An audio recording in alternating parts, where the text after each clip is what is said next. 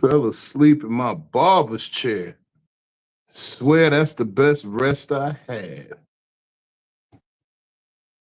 Live from Alcatraz. We locked in.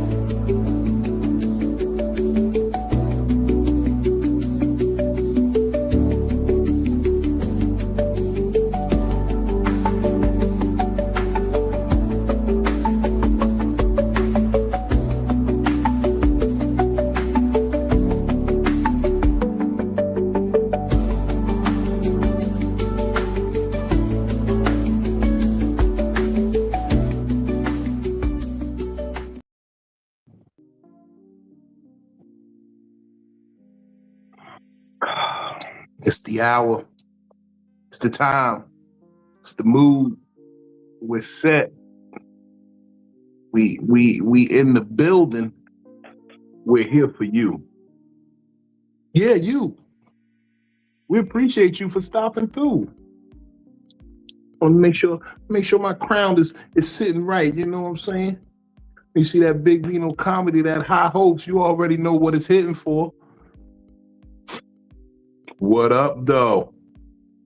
What up, though? I like to see y'all tapped in early. Thank y'all for joining us on this ride we call Psycho-Babble. I think we can light this candle.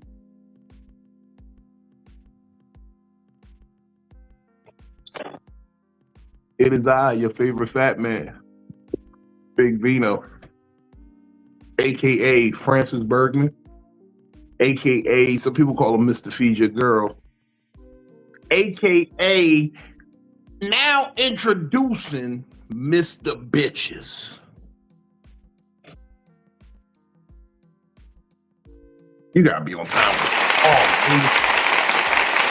that's how I wanted to go. Now introducing Mr. Bitches.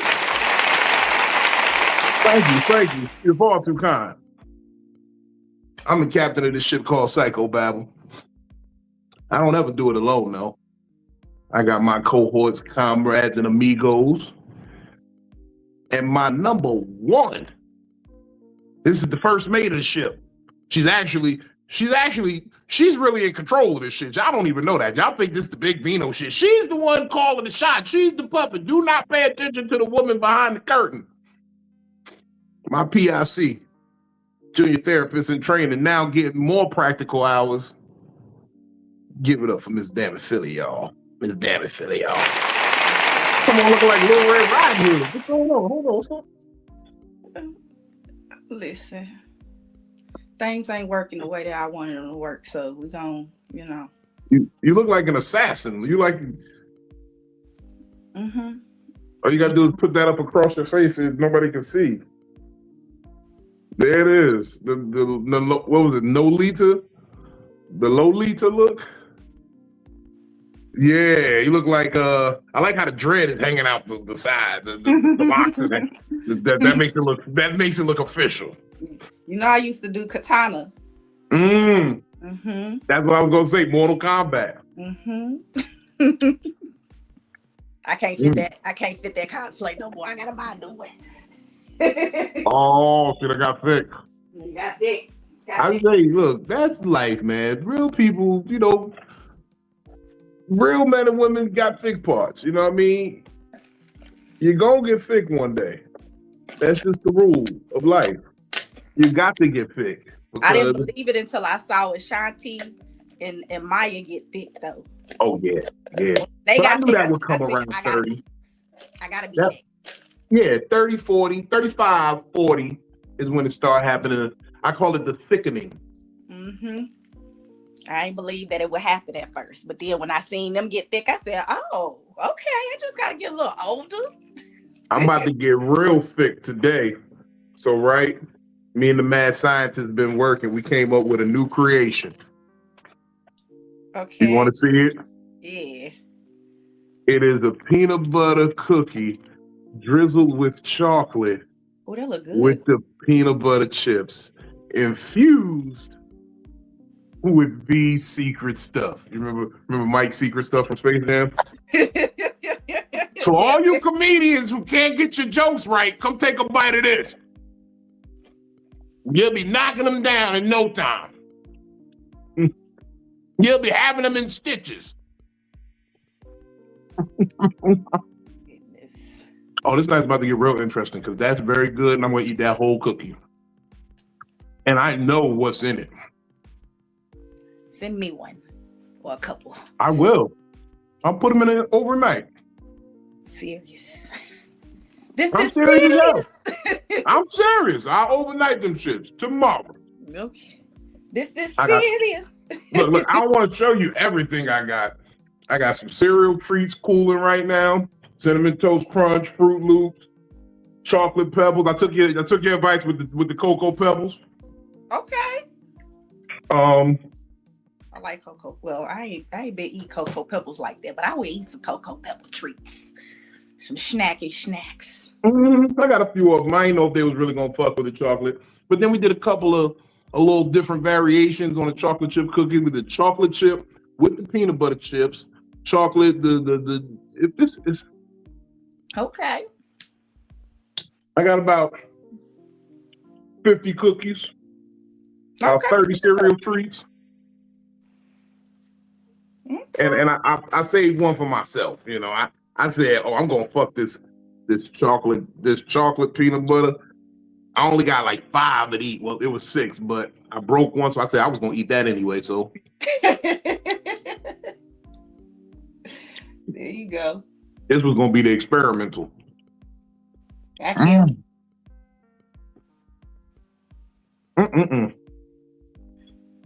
So, for those of y'all who know, I have a spiritual consigliere. He is someone, my circle is tight, where they say you should surround yourself with people who are smarter than you. I like to say better than me, because in ways there should be people around who complement your weak points. Like Philly has way more empathy than I have. She's the weird nigga whisperer. Oh, that's about to go out the window. Oh, it's a cold world now? Mm-hmm. It's a cold. Anybody want to buy a heart? I know a fat bitch. She gonna put your heart to work though. It's gonna be clogged back up in a week. No takebacks. No backsies. Well, no Indian give us up in here. Don't give it back.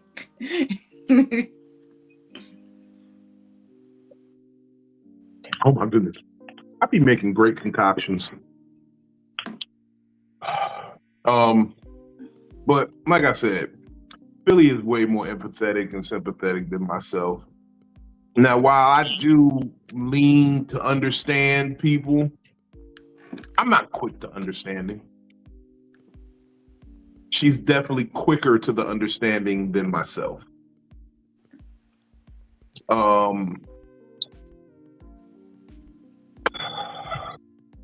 It's hard to talk about, like, it's kind of going into the topic of the day, and I'm giving everybody a second to get them. So I see them moving backstage. I'm giving them a second to get themselves together while we talk. So we're gonna talk a little bit. I'm gonna go into the topic a little bit because I don't even think you know this, Phil. You inspire me. You inspire me to be a better person a lot, because you take steps to make sure you're a better person. Try. You know, one of the critical moments in our relationship that really resonates with me, that I always look back to when I'm just having a bad day sometimes, when I'm really feeling, I've been particularly women phobic. I feel like a lot of times I have been echoing those sentiments of just the fear of how women are acting nowadays. And I look back to a moment that me and you had when I said something. And I don't even remember exactly what I said, but you said, ooh, I felt that. That made me have to look at myself real fast. Yeah, that happened on this show. Yeah, and I was like, I can't remember exactly what it was now, because that was at least a year ago. At least a year ago. Yes, definitely. But that moment saved women for me.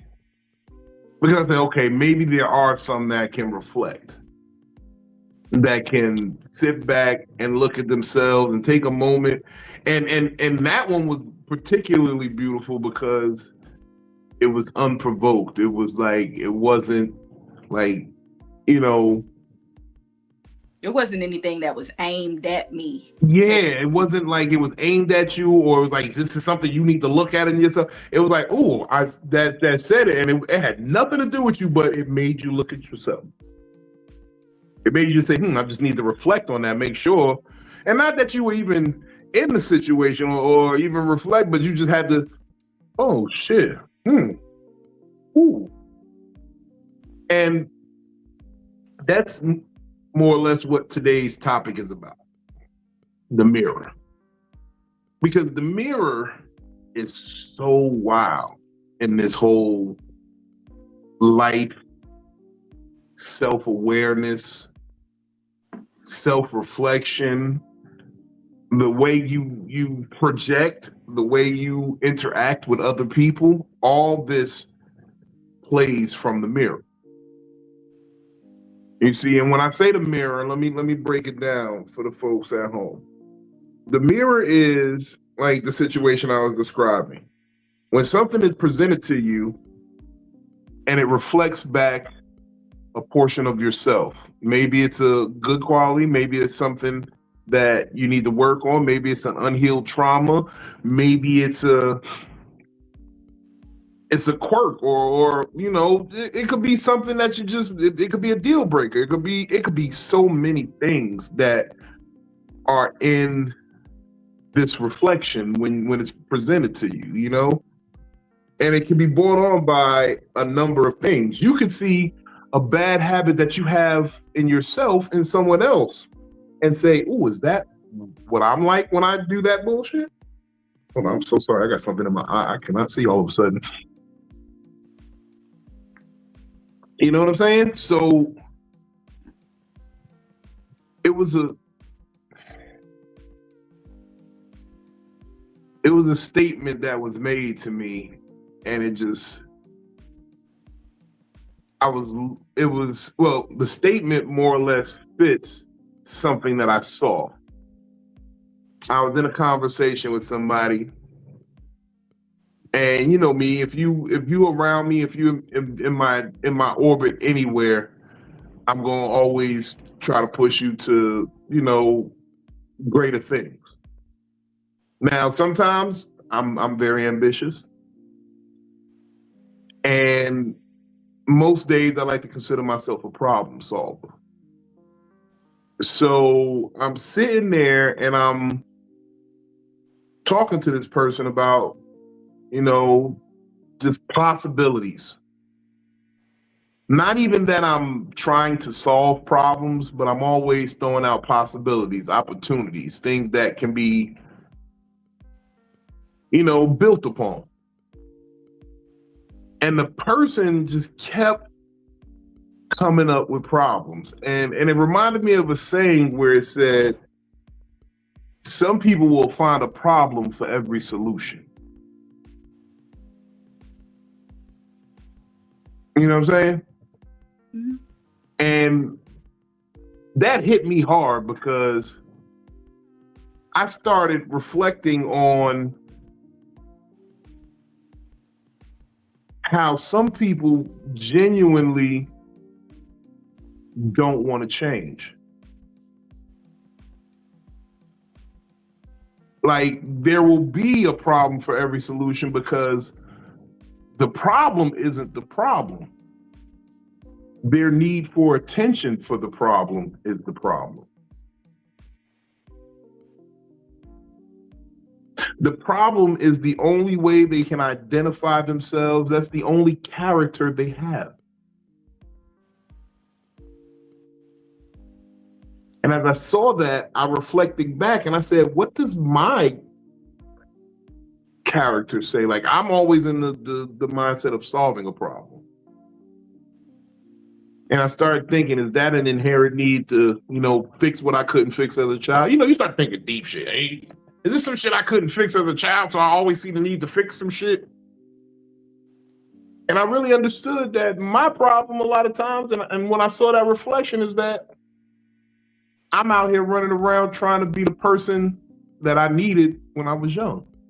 Yeah. I needed somebody to fix my problems. I needed someone to come up with a solution so that I didn't have to go sell drugs and make a way.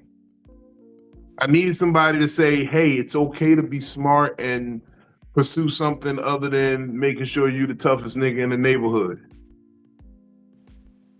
Money's not the only thing that matters in this world. I needed somebody to say that. Like, money makes it easy, but money is the tool. Money isn't the goal. I need somebody to say that to me. So now I run around trying to be that. And sometimes I get frustrated because I can't. But let me bring in my brother, spiritual consigliere, always there. Me and this nigga talk a little too much. I'm gonna say that though. We do talk a little too much. I'm not scared to say that, but me and him talk a lot. I talked to him more than I talked to him. I almost said I loved him to this other nigga the other day. I do love him. I know he knows that, but I almost ended the phone call with, I love you, nigga. But I didn't. I love you though. Shout out my brother, Benny Blanco Perry, y'all. Hey, what up? Tidings of comfort and joy, everybody. I love you too, brother. Coffee dips for everybody. There you go, coffee dips. That's because I ain't got my water up here right now. So I just... he did that like cocaine. You stupid. Brooklyn said she had the water ready. No, I didn't have water. I had the cough syrup. Oh, she said she had the cough syrup. She was gonna give them Tidings of Dayquil. But well, what's up? How you feeling? And she said, amen, that is the truth, that the money is a tool, but not the purpose. So, and I agree with you wholeheartedly. That's what I kind of try to do is, be the person that people need or the person that I needed and tell people the information and give the inspiration when I can. Because, not saying people didn't instill it in me, but if I heard it a few different ways and a few, other aspects of it, it would have made a big difference. So, yeah, that's all we all looking for. Hold on, this homie know. I'm glad he tapping back in, man. Fresh off hiatus. I heard stories that he was walking across the country with the monks. I said, y'all bullshitting. Give it up for Trill, y'all. What's the deal with the family, man? What up? Happy belated. I put it on your Facebook page. That nigga look like he at home. Oh, this type nigga right here. Oh, he got the Beijing and the beard. Yeah, man. That nigga looking well nourished, skin looking clear. You look like you're looking healthy. Cheeks looking full. The Wolverine gray ain't on the sideburns right now. Yeah, I thought about Beijing. I'm feeling. You like 23-year-old Trill. Keep it Trill. Keep it. You gotta call you young boy Trill. Yeah, you hear me? Now you get it. Yeah. If don't know happy birthday, Trill. I say happy birthday or your actual birthday. My bad, Phil. Go ahead, Phil. My bad. I met a young man, and he said that him and his wife were separated. By the way he was talking, I said, "Go home and fix shit with your wife." That's the last thing I said, because ain't nothing wrong with fixing home. Ain't nothing wrong with fixing home and fixing like it can be fixed. So go ahead. Congratulations, Trill. I'm happy. Yeah, but if she out here and she fucking and shit, don't go home, my nigga. You might as well. Nah, you know what I'm saying? For real. I had a private investigator for about 3 weeks. Oh So Lord. you gotta keep your ears open for the first few weeks we back home, just in case. Yeah, no. I wasn't tripping on who she was. I wanted to make sure she wasn't looking for the shit I was doing. You know? And make sure she ain't trying to look for the shit I was You doing. leave tire tracks. Yeah. We had to get somebody to clean that up. Rolling Stones. You need one of them mud flaps like the trucks got that just drag the ground and erase your tire tracks when you roll through. When You niggas have be to asleep. attach two tennis balls to the back of it. Nah, they really don't be taking pictures of me. They be taking pictures of the shadow of the wheelchair on the wall on the low. You feel me? Just, bitch, he here.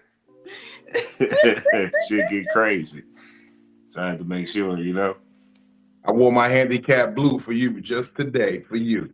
Last time I came, man, you feel me? I was stuck in the audience. I don't know how it happened, but I had my High Hope shirt on. You feel me? I had wore it that whole day. Yeah, man. My nigga. Good. Them High Hope shirts is really becoming a thing. Hey, y'all, go get y'all's right now. ComedicTherapy.xyz. You get a High Hopes t-shirt, man. That shit is really moving. This shit, I did Baltimore this weekend, right? Like a third of the staff is walking around in High Hope shirts just cause. I'm just like, is that what y'all just wear to work? They're like, yeah, we bought it here, we can wear it here. I'm like, that's what's up. I was like, shit, niggas just walking around. The kitchen manager walking around in the hoodie. He just in there bringing niggas drinks with the. I'm like, what's with you, Court? That's what's up. They fit like nice that, too. man. It's a nice shirt, man. I ain't gonna lie to you. It's durable. It's good quality, right? That's dope. Yeah, That's dope because after a while, when you go to certain cities, like the whole crowd gonna have them fucking shirts on in different colors and different batches, and you can tell who been a fan longer and who got what exclusive. Brooklyn said she enjoying her Life and O hoodie. She said it is very, very comfortable. She threw that bad boy on like twice already. She threw it on that night. Yeah, that Life and O hoodie is it's very comfortable. Yeah, give me one. Man, look, I'm just trying to get the people what they want. You know, I feel, and this is like appreciating that the quality of the shit is good. Yeah, she said the quality definitely is good. When you see me on stage, it's a good performance, so you feel like I bought something good. Right. Like if it's worth it. Like I really don't like. I want you to buy it online, please do. But sometimes I'd be like, I want you to come see the show first and then buy it. Then be like, oh yeah, no, it was definitely worth the purchase. I got my purple one 2 years ago, and y'all like I make things tight, so I put a rubber band on the back of it, and when I wash it, you'll never even be able to tell that a rubber band had ever touched the back of it. It just goes right back to its original form. See, y'all don't understand. I talked to some people in Wakanda, got some special fibers to weave into the shirt. You're on your yay right now. You got the vibranium. Vibranium shirts for niggas. Look, you can wear these and the police won't beat your ass. My Mexican friends, my Spanish friends, the ICE will not fuck with you if you got a High Hope shirt on. You gotta say it right though. You can't say Yayopes. You gotta say High Hopes. If you say Yayopes, they're gonna whoop your ass. I'm sorry, I can't do nothing about that. You gave yourself away. No, for real. Yayopes. Give me this. Okay, but anyway. They be saying nigga and everything. Oh man, but guys, I don't know if y'all heard the start of the conversation. We talk about the mirror. The mirror that reflects back to us that we see in other people. Like, I was arguing with a silly bitch. I ain't gonna even lie to you. I was arguing with a silly bitch, right? And I said to myself, do I be doing this? Like, cause I know I used to be, sometimes I'm an asshole. And sometimes I'll be like Philly has helped me get it under control. A couple other people help me get it under control where I talk loud. Like when I'm in a situation where I'm feeling heated, I get loud. And And I understand the dynamic of over talking someone, so I try not to do it very much, but I do know how to do it. But someone was trying to do that with me, and I was like, is this what it's like when someone like I wanted to punch the bitch right in her throat when she was talking. I ain't gonna lie, because she wasn't making no sense. And I just wanted to, like right here, like right in the middle of a word, just make a burp or something. Like I wanted to. That's most definitely what Corey Holcomb did. That's crazy. But no, I don't hit bitches no more. No, I'm kidding. No, but he ain't never hit bitches.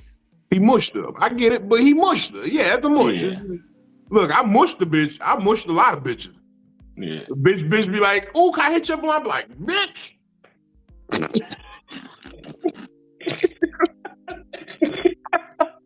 I mean, sometimes you just get tired of people playing with you. And I was so mad. Probably just took everything else that that all the other energy that you had. I think we had a conversation about that before, being overstimulated at times and not recognizing it. Men can't be overstimulated. I've changed my position on that. Only women can be overstimulated. She was, right? And you want to mush her. She was trying to overtalk you. That's what we're talking about right now. No, but that's not overstimulated. That is, you know what that is? And I don't even like it like this because it's really a slippery slope and it's a very touchy subject. Boundaries. Yeah, it's overstepping boundaries. Like, and I've been saying this for the last couple of weeks. As a man, if me and you have a conflict, we understand that it could get there. If I disrespect too much, if you disrespect too much, I don't care. I'll push you out your wheelchair. You'll kick me in my knee. It could get like that. We understand, so we talk to each other with that expectation of a little bit of respect because fisticuffs can come of this. You know what I'm saying? Women talk to you in that manner, but they talk to you as though they can fight you, but forget that if you do get like that, I can't fight you. Stop talking to me like you could swing on me and I could swing on you if you get too loud. Like, that's why I never ever try to argue with women. I never try to, especially not publicly. Oh God, you played yourself for that. That's why bitch get to yelling in public. I just be like, hey, yo, you look stupid. I'm gonna get calmer. I get calmer, like you look stupid. And I'm gonna make you wild out. And then when you hit me, then maybe I might pay somebody to beat. I'm like, Philly, you wanna make $200 real quick? Snuff this bitch. I'm gonna call the police. I'm cash apping you right now. Come here. Let me get the. As soon as you hit me in this wheelchair, I don't give a fuck who it is. I ain't hit nobody in a long time. It might be that time. Yeah, that's all it might be time. I can't wait. I can't wait to call the police on a nigga for taking something. You want me to get Just Hilarious to challenge you to a boxing match like Squeaky Brown? I think that's a man, ain't it? She gonna come back like, what you trying to do, bitch? I like Jess, but you know what? She is from that place, though.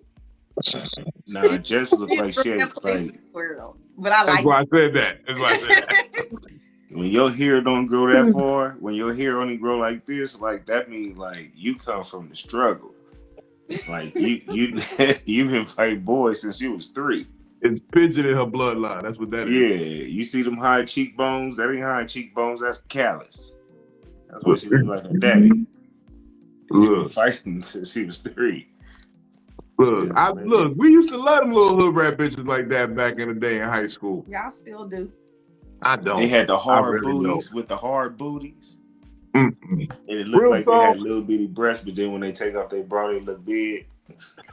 I'm mad because a homeless bitch got me with what I think might be my new favorite thing with a woman.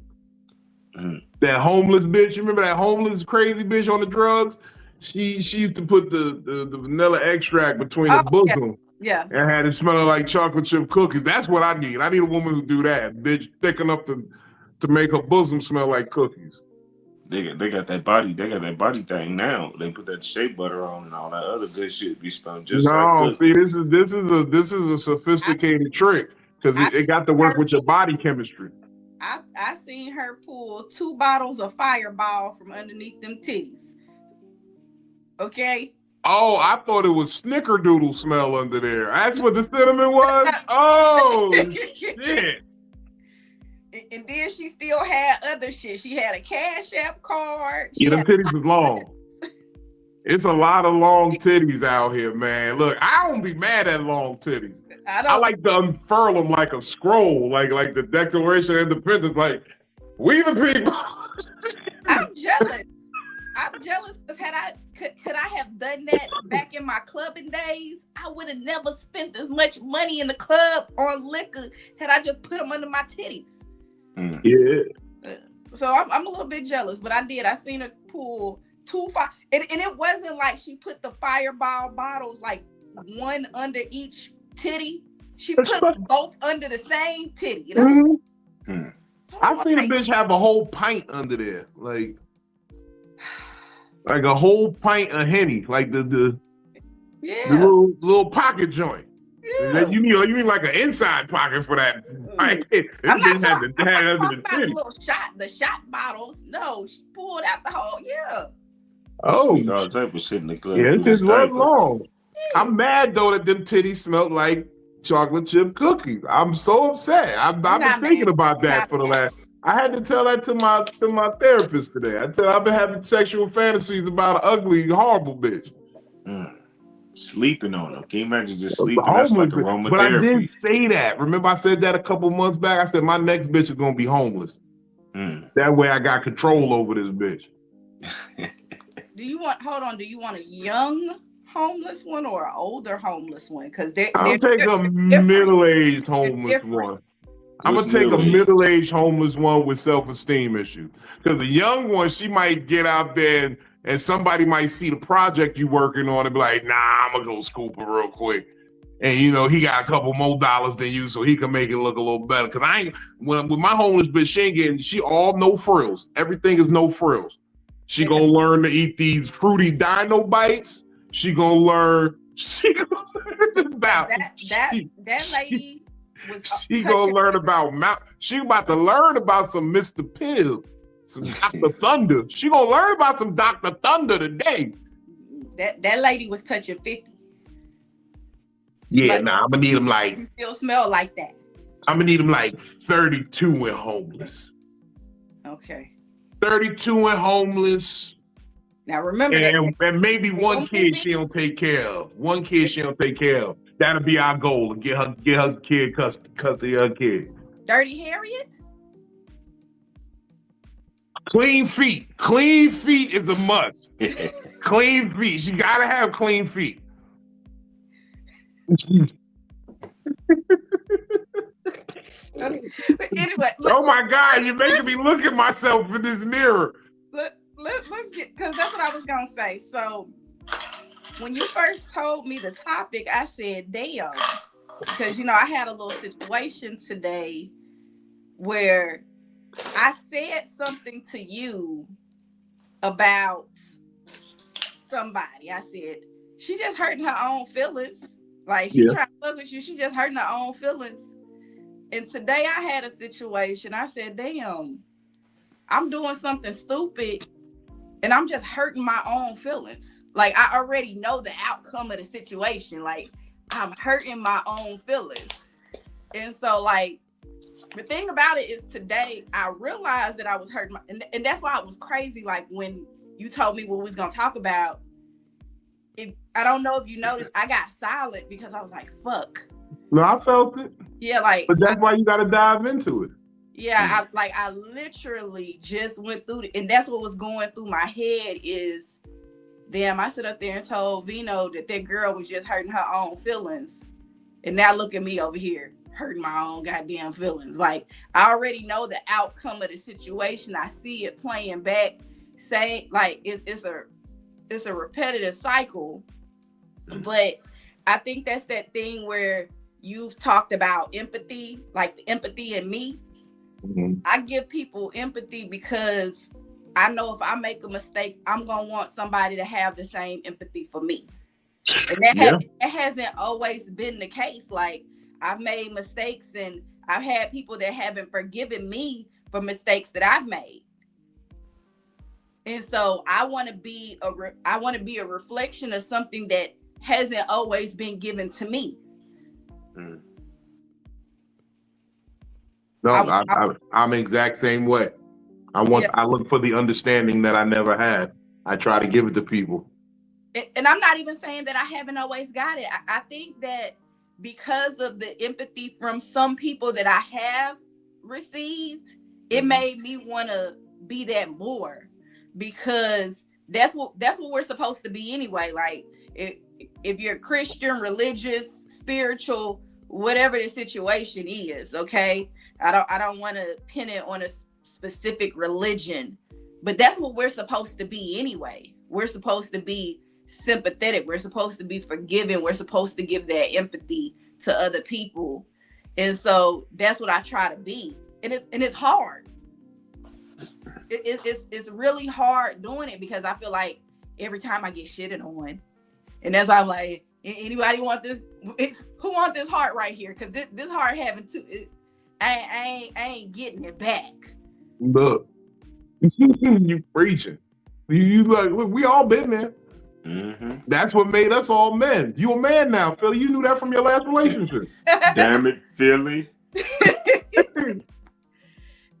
And then on Monday, I went to go check my mail. And Bino knows this. I almost cried about it. So when I went on my trip, I lost my ID. And I had just got my new ID with star and shit on there. But I lost my ID when I went to New Orleans. And so I had been calling the New Orleans airport like, hey, anybody turned it in? And they just kept on telling me, call back, call back, call back. So what I've been doing.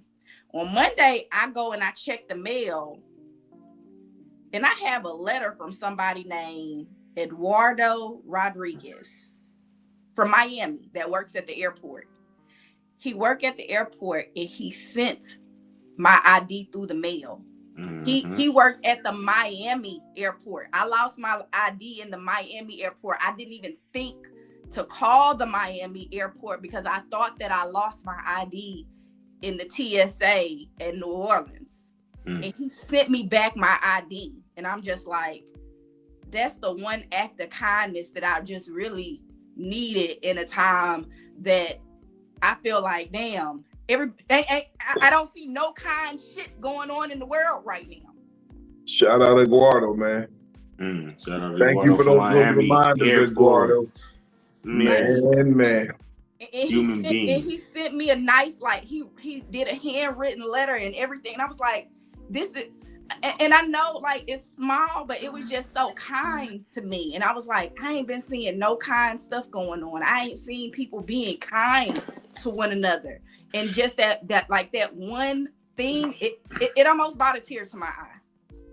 I was this close. I can't be crying, but it almost brought a tear to my eye. And I was like, it was just so kind. And I feel like I've done that so much and I haven't gotten it. So to just receive it from a stranger, that's the reflection that I want to be. Like, when I look in the mirror, that's what I want to see.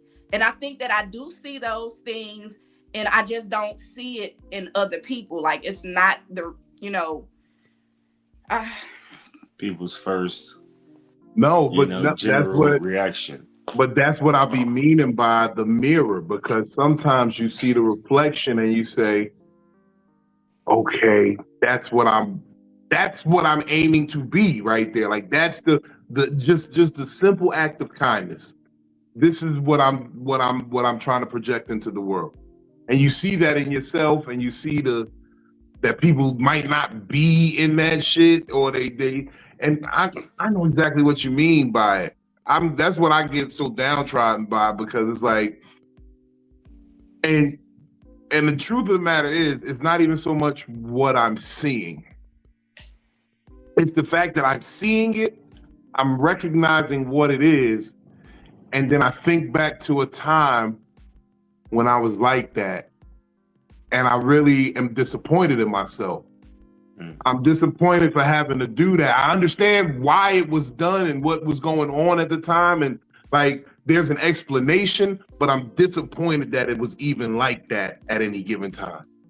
Like, that's real. Like, I feel like that's the greatest accountability I can say. I can't say like, I'm working to make it right in those situations, but I honestly am disappointed in some of the shit that I used to get into. And that's why I work so hard to, if I can stop one or two niggas from doing some of the dumb shit I did, I did a little something, you know what I mean? But I feel you on that kindness. That act of kindness it can, like, that's what I was telling you earlier today. Like, you told me something like that, I was like, let that be your fuel. Like, when you got moments where you ain't feeling the best. When you really just, mother. Okay. No, I've been one little shit saved my life. I've been feeling stupid today, though. I've been feeling stupid because I'm having to look at some shit I said to somebody else, and I'm like, damn. But it's true of all of us, though. I'm the same person on a different side of the coin. But we all do that shit. No one really hurts us. We always hurt ourselves. No. Nobody can, outside of you taking a knife and stabbing me. Okay. You're hurting. I'm hurting myself if you don't put no hands on me. If you don't touch me, I'm hurting myself. Because even if you say something about me, yeah, nigga, I ain't got no legs. You hear me, Benny? You talking about shit? People can't hurt you. But even in that sense, I ain't shoot myself. No, but even in that sense, you hurt yourself because you bullied that man. You scared that man into a place where he was going to do some dumb shit. Like, but that's the accountability of it. Like, I did that. I bullied that man till he fucked with me. Outside of physical harm, we hurt ourselves. Yeah, we hurt ourselves. If someone said something fucked up to me, but if it's true, only thing I can be hurt about is that it's true. It's a hole in me where I have to fit. But I stopped being mad when people called me fat a long time ago. You're not gonna get nowhere hurting my feelings with fat jokes. Been that way my whole life. Look. You're not gonna get nowhere with the slow, with the bow-legged. We can have a good laugh, but it ain't gonna tear down my spirit. Look, I used to outrun niggas and be fatter than them. That used to hurt their pride more than anything. Yeah. Well, I'd be like, I'm fat, but I can outrun you niggas, so what? And then they'd be like, line up then. And you line up and dust their ass. Ice cream truck. You be like, shit. Look, I got small legs. All my weight in my stomach. Get your leg up, but your leg kept slipping off. I got skinny nigga legs. I got skinny nigga legs. All my weight in my stomach. But fat. Like Vino said, I've been hearing that since I was a kid. That don't affect me in the slightest anymore. Yeah. It shouldn't. Don't want you hurting yourself, Phil. Stop hurting your own feelings. You skinny. I heard that my whole life, girl, you so skinny. But I never heard it from niggas. Niggas never was like, "Ooh, you just too skinny." Niggas that didn't like me because I was skinny, they just stayed away from me. It was always the girls. They be like, you skinny bitch, you skinny. And I'm like, I ain't always gonna be skinny, right? Yeah, around 40, I'm gonna get thick while y'all fat. I be saying. Yeah, that's what it was. I think I had that foresight back in school because I used to fuck with the skinny minis. Miss Parker's. The slimmies? No, I didn't even like the thick girls in high school. I like the slimmies. Miss Parker was I like older, the girls so she was slim like when this. she was young. Their nipples was always hard in high school. We be in gym class. We be in the cafeteria. Be kind of cool. That'd be the only cool spot in the school. Cafeteria.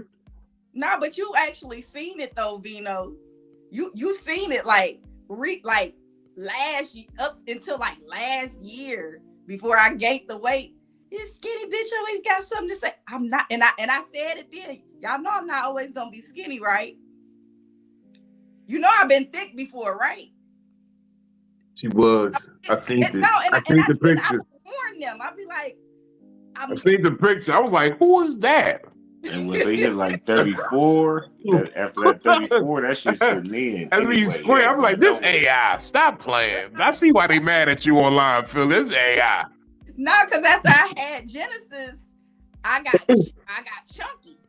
After I had my girl, I was fat. I was a short, fat, roly-poly. So I already knew that I could gain weight. I was just going through shit. I was stressed out. I was going through shit. You know, I had just got the divorce and everything. I said, just give me some time. I'm going to gain the weight back. And now ain't nobody got shit to say. It ain't, oh, it's that skinny bitch. No, I'm ain't nobody said nothing about skinny Philly. Can I ask you guys a question? Because one of the things that really is bugging me lately, and in this reflective state of looking in the mirror, so right, I know we've all come across people who refuse to change something about themselves, right? Like they're just in like, they're not gonna change this. It's a bad habit, it's not gonna change. And I really had to stop and think about like an honest answer of what my problem is that I really should change, that I can't change, that I refuse to change. I think it's that vindictive petty streak.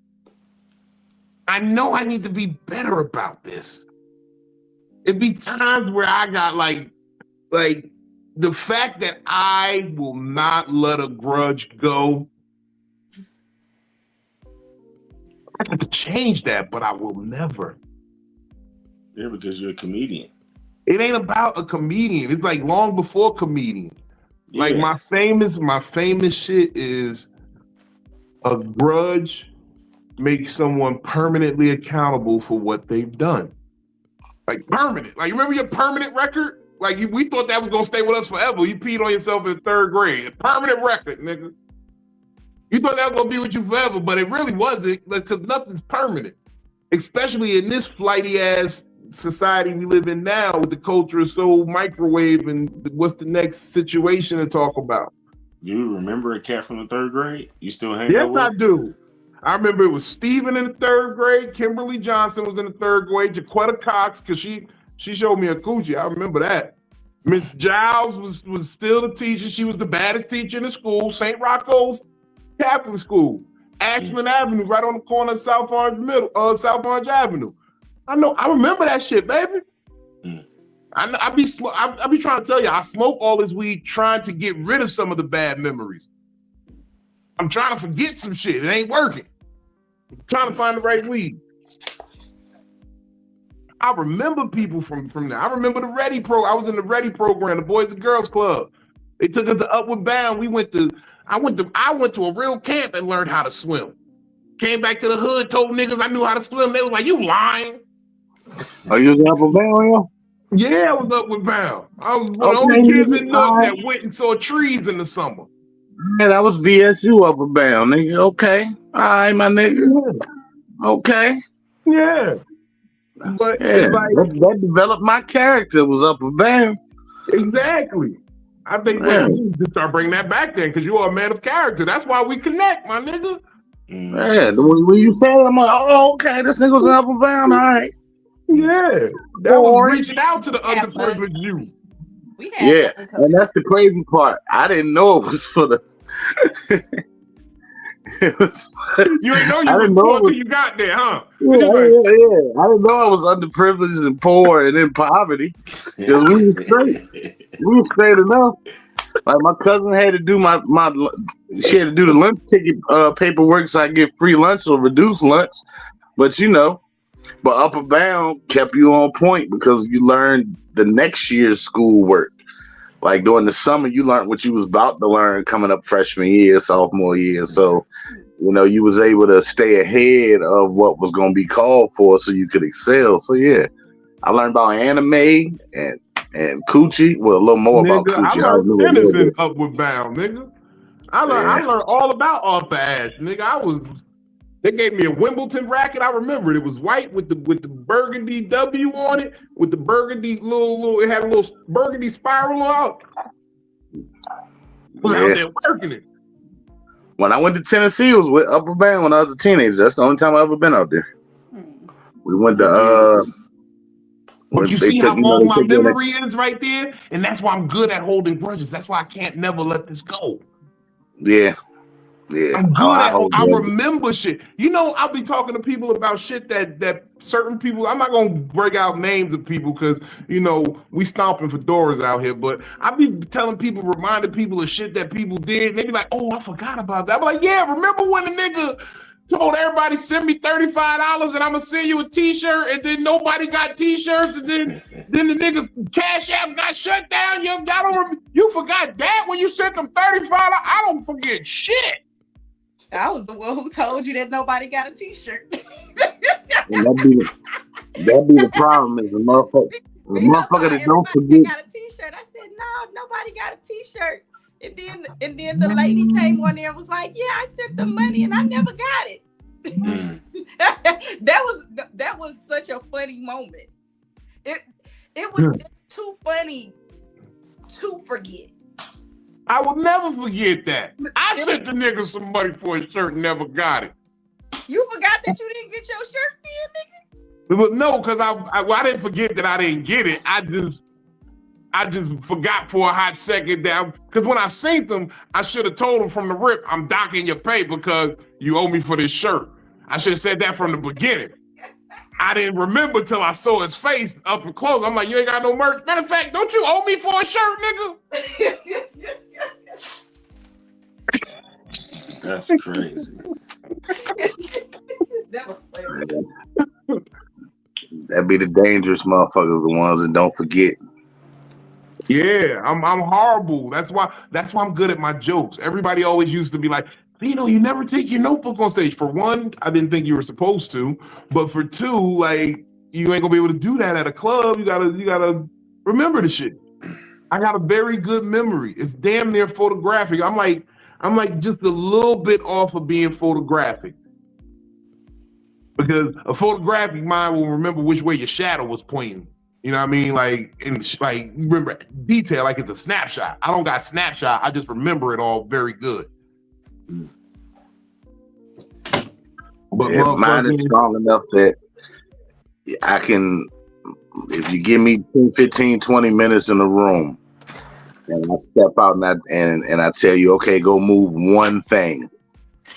You can move it slightly or you can move it to a different area and I can find that one thing. Tell you exactly. I learned that just because my mother was a CO, so she used to investigate shit. This bitch used to check the garbage can to see if I ate extra snacks after school. When I got a cherry pie. Yeah. So she throw the gloves on. She would sit there. She looked like one of them CSI niggas. Like she on the scene, like. She lift up a bag of broccoli. Meanwhile, it's like 4 oatmeal cream pie wrappers in it.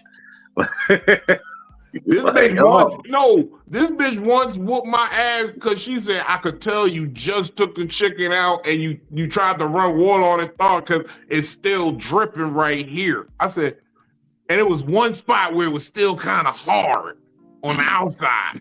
I was like, oh. And I would have got away with it too. Because she was going to sit there and let it sit for another hour anyway. At least you remember to do that much. How many times I'd have got cussed out because that shit's still in the freezer? Yeah, I took it out, sat it in some water, let the water run for a minute. I just sat that shit in, and I thought it was going to be good enough. I thought she going to look at it, see that it's soft on the count, like, because you're going to touch it and it's going to be soft on the outside a little bit. Yeah, but it's still gonna be frozen on the inside. So when you start, no, but she's still gonna let it sit for a minute because my mother never come home and start cooking right away. That bitch get on the phone. She gonna light Newport. She gonna pour Thug Passion. She gonna motherfucker. Well, then she wasn't doing Thug Passion. She was doing Hennessy with the yellow Alizé. But the crazy part, you can cook the shit frozen depending on what the fuck it is. So all it's she gonna like, do is make some motherfucking baked chicken. Oh yeah. She gonna throw some Lowry's on that shit, some poultry seasoning, and then make one of them little rice bags with little rice-a-ronies or motherfucking. Set it and forget it. Yeah, my mother wasn't a chef, nigga. I cooked the bullshit.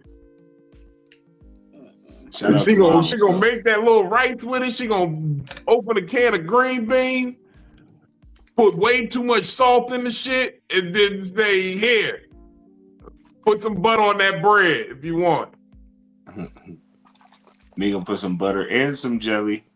Nah, I ain't like sweets on my bread while I eat. What? Like if I'm doing my dinner, I like my dinner savory. I like my butter roll. Dinner. Yeah. See, I didn't like all. Breakfast, I could do some jelly, but dinner, I needed savory. Yeah, I didn't like all the like ketchup and all that. You know what I'm saying? I was more like a pepper guy, but I did like a little butter or some jelly on my bread. You know what I'm saying? Put the butter, a little bit of little jelly, little peanut butter in my cornbread. You know what I'm saying?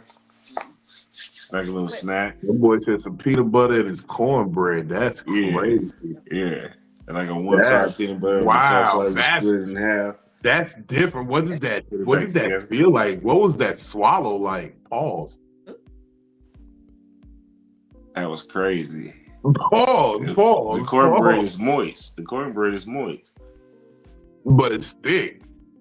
No, you're not putting like a whole sandwich worth of peanut butter and jelly on it. You just put in a nice little, like you would put the butter, because the butter is already on top of the cornbread. It's baked into the cornbread. You know, back then they used to use those skillets, cast iron skillets. Yeah. Yeah. Oh, so you mixed it with the batter? No. After it's already made and you get your piece, you kind of take that little top layer off. You know what I'm saying? Then you put a little peanut butter on the bottom side, a little like jelly on the top, or jam, whichever one you got, and then you put it back together like a sandwich. Like it is, but it's just such a thin layer that that's a fat nigga sandwich. This nigga made a peanut butter and jelly with cornbread. That's all that is. So he trying to not say it. You made a peanut butter and jelly with cornbread, nigga. And the baked chicken. You ain't just put a little bit on there, nigga. You put a layer of peanut butter, a layer of jelly. You should have toasted the cornbread. It probably is booming. Now that I think fresh about fresh out the oven. You know it's booming. That shit I thick. Just took the little, the towel off of it to absorb the heat. Smoke still came up. I put the butter on that thing. The butter melted right up. Bam. Cut it. So you just chewing. A piece off. If you cut it. You know what I appreciate about you? Like, you in a wheelchair, but your hands is straight. You know what I'm saying? Like, never mind. Shut up. Look, I got shot through the hand too. So when I was like 20, I was shot through the hand. My hand was like this, like my guys. I'm sorry, Bill. It was crazy. That was a crazy strike. Sometimes I be cleaning the gun and back it just go off. I'm sorry. Leave that for Instagram. That's an Instagram moment, okay? I got you. He been trying to catch me all this time. How you feeling, mama? How you doing? Oh Lord, shit. Oh shit! I'm sorry. That was a stray. That was. I'm glad your hand back to normal. It's just the beginning of the year. Just know that. You said you had the workout, John, but now you sit straight. So amen to that. Oh yeah, I was like this, man, right? And I went to jail. I was still bleeding and everything. My hand was like this. I had the soft cast on. That's the making the beats on the desk, John. No, the crazy part was it was like a dude in there. He was like, "Man, I know how to get your hand straight." And I was like, "I still got one good hand." You feel me? I thought I was going to stab him. Like, oh shit, this nigga trying to, He's trying to say something fucked up. That was like a cold come on. You feel me? Like, yeah, I know how to make your hand straight. I can fix your hand. You know that, right? Like nigga, what? Did you do? He's like, no, I'm a physical therapist, right? Holding it, stroking. So when a nigga say he a physical therapist, now I'm really like red flag. No. Like, man, this nigga trying to touch me. You feel me? Red flag after red flag. He's trying to touch you. He's trying to have you touch him. He like, nah, man. He like, I ain't gonna touch you or nothing. You know, you put your hand in the hot water and just work the muscle. He like, you young, you'll come back. So he had gave me, like the handballs that you hit. Where you incarcerated, you do it on the street too. Mostly Hispanics and Latinos, they play handball. You know what I'm saying? So I had the handball in the hot water. Okay. And then finally I could feel that the water was hot. Oh, you know. wow. But I was like, damn, I was kind of mad at the nigga because that shit was like hot to the motherfucker when the feeling came back, you know. So that was the first thing, was just to get the blood flowing. Yeah. So first get the blood flowing, get the muscles back, you know, retracted, Were the they cells back growing. Were they the metal ones? What? The handballs. No. The little soft blue ball, like the Oh. the clown nose. Yeah. Yeah. Okay. Softens. Okay.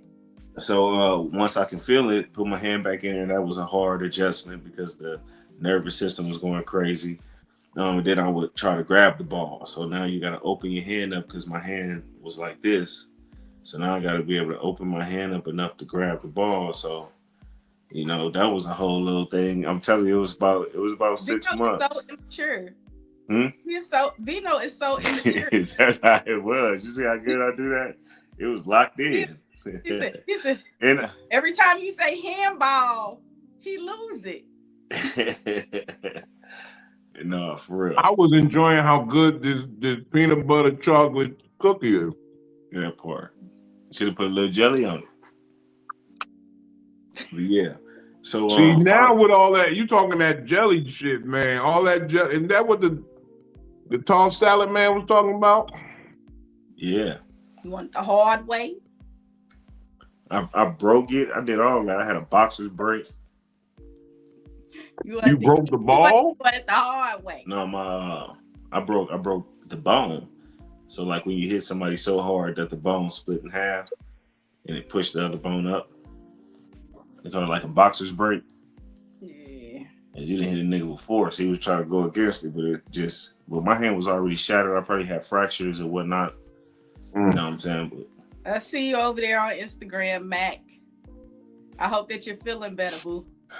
So I had to change. Shout out everybody on Instagram, man. We really see y'all tapped in. Motherfucking Barbie came over to YouTube. Her comment got posted. Look, if you want your comment to get posted on the live, go ahead and come over here to YouTube. Okay, the link is posted. I think you ain't even got the link posted. You know. Oh, my bad. Hold on. I thought it was there. It keep not letting it. Now Barbie know, like if you can't get on Vino's story because he live, you can come on my story and click the link. Yeah, man, that was real. That was one thing that was hard for me too, Philly. Changing my reaction time, how fast I go from 0 to 100. You know, that's probably the thing that was holding me back the most throughout life. Because I was always ready to go, like, yeah. Sometimes it get uncontrollable. And you know what though? I don't. It maybe it's because I see you in such like a fun loving spirit. I just don't like when you talk about who you were before. I just don't see that in you now, and I just be like, I know that you're in a wheelchair, but you still have like that comeback, like, oh no, I'm gonna fuck with you shit, but like that I don't see it. I see it. I hope nobody sees it. It is gone. No, I see it, nigga. I see Remember when Banner was separated from the Hulk? Yeah. Yeah. That's what you feel like? Huh? That's what you feel like? That's what I want. I had a little chick that I used to fuck with, and you know, when I was playing the fake step pops, her daughter would be like, Reno, who is your favorite Marvel character? And I'd be like, the Hulk, because that's who I am. Because sometimes I got to get mad real quick and then disappear. That's what I do. But motherfucker, like, I understand that dynamic. Like, hey, I wish I could really split the monster from the man sometimes, because it's that's hard. That's the whole point, Vino, right? So if I never control that part, right, I have to live my life with certain aspects of how I move and what I move with and who move with me. You know what I'm saying? That ain't like no nigga that's like a grandfather and trying to take his grandkids out. And Do you know feel what like I'm that's saying? something you don't want to change though? Because that's where I was going to It's go with that something whole that thing. so far I don't even trust that this world will allow me to, because it's part of that system, which is, kind of like what Philly was talking about earlier. So people really don't have no. You should just be a human being to a human being. You be mad at people that you don't even have no reason to be mad at, but you can't be happy for a motherfucker that you got a reason to be happy for. You know what I'm saying? So it really just like you said, man, it'd be a spiritual thing. It's the way people moving. So, and then I'm a human being, so I'm an intelligent being. I ain't gonna be out here playing, knowing that if I don't hold this in, sometimes shit, it might put me in a position to where I better perform at the time. You feel me? Fact. That's what I'm saying. That don't have no. That's when you can't enjoy your money. You can't enjoy your fame. You can't enjoy, what I'm saying, the seeds that you've been sowing. You know what I'm saying? So you don't even know where they're gonna be at because you still over here gotta play offense. I just want to play defense. If necessary. If I can, I have them people around me. You know what I'm saying? That's what I'm trying to get the money for, if I need to be like that. You know what I'm saying? But then I don't trust no nigga to, you know what I'm saying? If I gotta live like that, I might as well live it. I try too hard not to, because I don't got a medium. I don't got that okay, once you announce it, because now that's war. My nigga, with war coming all kind of different ways. You feel me? So, but that's what I be meaning by it is something that you don't want to get rid of because you still got to use it at times. Like my grudge, I ain't gonna lie. My grudge propels me. When I hold a grudge, I'm over here getting rich so I could torture niggas one day. Yeah, that's your Allegedly. I don't want y'all coming back with no files talking about something. Let me tell you about his torture chamber. He had me in there tied up for weeks with nipple clamps on. No, I'm really my thing. I'm the type of nigga, I want to get rich so I can buy my ex bitch house and kick her out. Hey, Victor, your lease is up. Get somewhere. You got 2 days to go. I'm that type of nigga. That's what I want to do. You got to go, bitch. Bye. I'll be feeling those urges, but for what? Because it makes me feel good because I got a grudge. You must be getting a lot of money. I want to go. That much money I want to go pay my ex bitch every place she would go in the 3-state area. I want to pay them all so they will not give her a pedicure. Let this rough Flintstone foot bitch ass run around with no pedicure for 6 months because she don't feel like driving to fucking Connecticut. Out of all the people that I met in my life from birth, I only hate one person. Out of probably hundreds of thousands to a million people. Oh my God. I want to buy the company of my other bitch so that I could discontinue her wig glue so that she has no security in her life.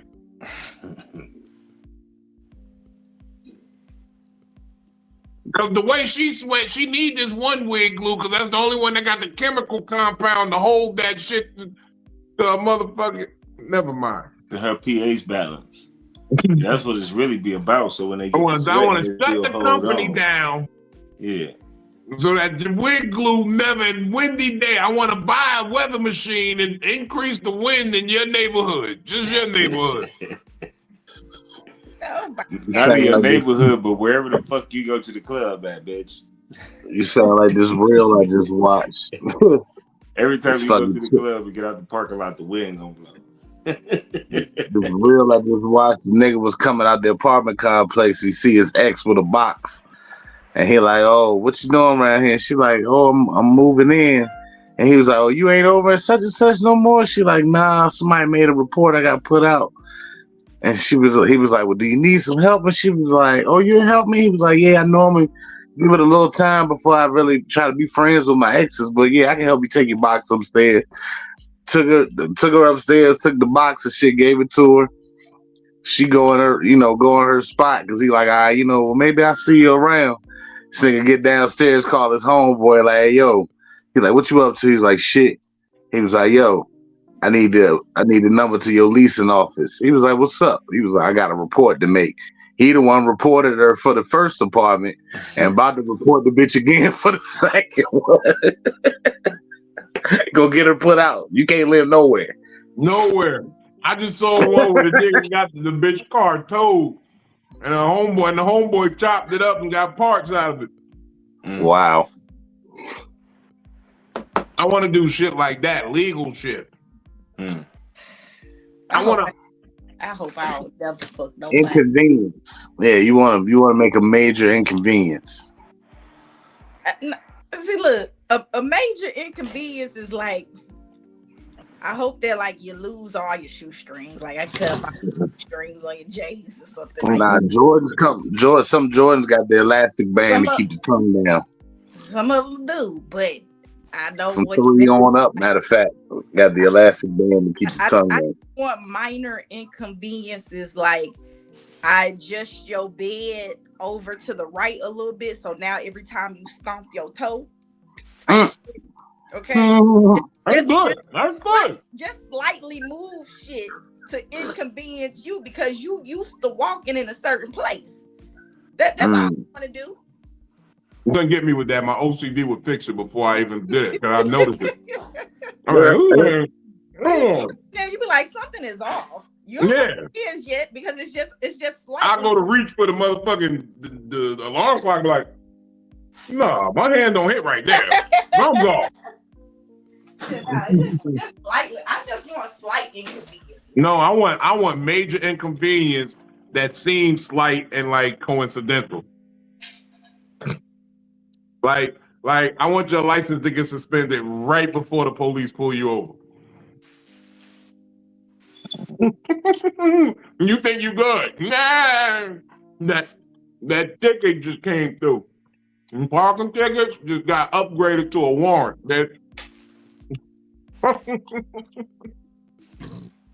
Nah, you gotta do stuff like go tech. You gotta my kid's mama used that one last year. So you can go get you a little piece that you just put on her keys that'll cloak the keys when you want to. So when she be trying to get up and look for the keys, you just hit the motherfuckers and they just disappear. But they like still right there. I want to buy the frame of glasses that you got. I know you wear a prescription. I'm gonna go and buy them and I'm gonna buy the display. And I'm gonna replace your prescription with the display. Now I'm fucking up with your eyesight. You like, hold on, I need to go back to the doctor. I know what you gonna do. And then you gonna go fuck an ugly bitch that he think is a dime. And now you got ugly kids, nigga. Yeah, just fuck with you a little bit. Okay, just a little bit. Trying to kill somebody fucking with their glasses. Because what if he only using glasses when he drive? And when he put them on, it's too late. Now he didn't hit somebody. That would be hilarious. Well, so you with that one? You like, yeah, fuck your glasses up still fuck your glasses up. Either way, it worked for me. I don't like niggas. You know, look, when I get a grudge, I'm good with it. I'm ready to go. Yeah. Anybody else got something that they don't want to change about themselves? By the time I get to a grudge state, it's because you could have left me alone. Yeah. That's how I feel because I don't just get mad and be like, I hate you. No, you could have left me the fuck alone. Or you did to affect my children. So like if I get there because like you did something to make me mad, it's because you continue to press my buttons. Now I gotta keep on. Now I have a grudge. But I don't know. Now I got to cut you. Huh? The grudges I couldn't get you then, but I can now get you. That's why I love 50 Cent so much. With the same intensity, no matter how many years back it was, I still got that same, like the niggas that jumped me in 7th grade, I still want to give each and every one of them a fair one. Even though one of them niggas got sickle cell now, and one of them niggas and lost his hairline, about 2 or 3 of them probably can still scrap. but you couldn't beat me when I didn't know how to fight. It took 9 of y'all niggas. So I know a one-on-one with each and every one of y'all, I'm whooping at least 95% of y'all ass. One of y'all might get me a little bit. But yeah, they all still deserve a fair one. The seven girls that jumped me, and you know, God bless, rest their soul. I heard all of them dead. And Wow. Damn. And the nigga that sent them after me. God don't play about you either, huh? No, Wow. Don't play about Philly. That's because you got that Erykah Badu thing on your Y'all get head from that. New God take Orleans. our enemies up out of here. And I Say she from Texas. Texas water different. For real? My cousin told me, she said, you know them girls that jumped you? And I was like, yeah. She said, you know, all of them died? And I was like, no. Wow. Said, yeah, even the nigga that sent them after you, all of them dead now. And I was like, damn, that's fucked up. Because they got kids. No relation, no coincidence. Coincidentally. I had no idea. And of course, none of us knew. Listen, I know that one day all of us gotta die. Mm-hmm. How go? Let me get it, cause I got my little. Everybody gonna die one day. But I really would have liked to be in the same room with all of them and just been able to fight them back. But that opportunity never happened. Like, let's fight one-on-one. Y'all maced me and then y'all jump me. I don't be feeling like that. They maced me. They maced me and then they jumped me. I said, oh, damn. Yep. When I was young, I was real petty. Like, you can't do nothing to me and I ain't gonna do it back to you. Yeah. But as I got older. Next day with tennis shoes on. I had never wore tennis shoes to the club before. My manager sent me home. I gotta fight them. I gotta touch them. They jumped me. I got touched on. Look, you gotta jump is part of gang life. They jumped me. I gotta get them back. I'm about to love my new gang life clothing line. Y'all about to be like, oh shit.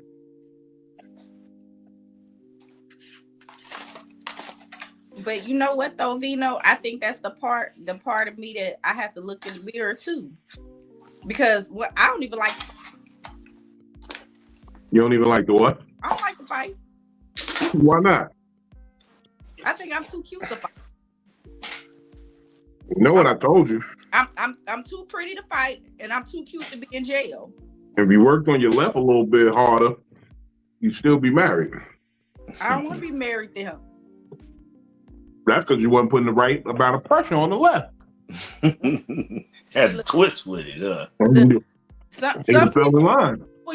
Some people you say go home and work things out with your husband. I ain't never heard nobody in their life say if you'd have worked on your left, you'd still be married. What type of shit? If you worked on your left, your marriage would have went right. What type of shit is that? Appropriate. It was appropriate. But yeah, real talk. I know them dudes ain't doing the best in their life, so I'm still striving, moving forward. I'm doing bigger and better things. So the sensible me is like, nah, fuck grudges. But it's still a part of me that I still ain't gonna forget that shit. And if you ever catch me, if put it like this, if shit ever goes super left with me, where it's like, yo, that nigga doing bad. Oh yeah, I'm the villain out this bitch. I'd be so happy when bad shit happens to people who did wrong to me. One time, this little hoe I was fucking, she dipped in my stash and stole from me. And I couldn't do nothing about it. Like, I was going to whoop her ass and shit, but I didn't do it because that would have came with another set of headaches. But I found out that she died from an overdose. Stole too much. I said, man, look at God. The irony in that. But see, I don't celebrate in that. Like, I hold a grudge, and by the time that I hear something bad that happened to him, like I probably hadn't thought about him in years. I ain't thought about it, but I'm like, oh, look at God handling it dead. No, and I'd be like, damn, that's fucked up. Like they got a family just like me. Like look, that's where the empathy in me. Like, damn, I didn't want him to die. I just wanted him, you know. Look, Brooklyn says she be mad when she find out shit that happened to somebody that she had a problem with, cause she be like, "Damn, you know, I wanted to do that." Like, yeah, I don't want you to die. I want to do something. I want to do something. Somebody beat me to it. I want to harm you. I want to do something to you. She like, I want to do the damage myself. I don't want to kill you. I want somebody to die. Take you out. I don't want you to die because I didn't die. Right. I don't want you to die. Yeah, but I don't want you to die. I just want you to hurt. But somebody first of all, get you.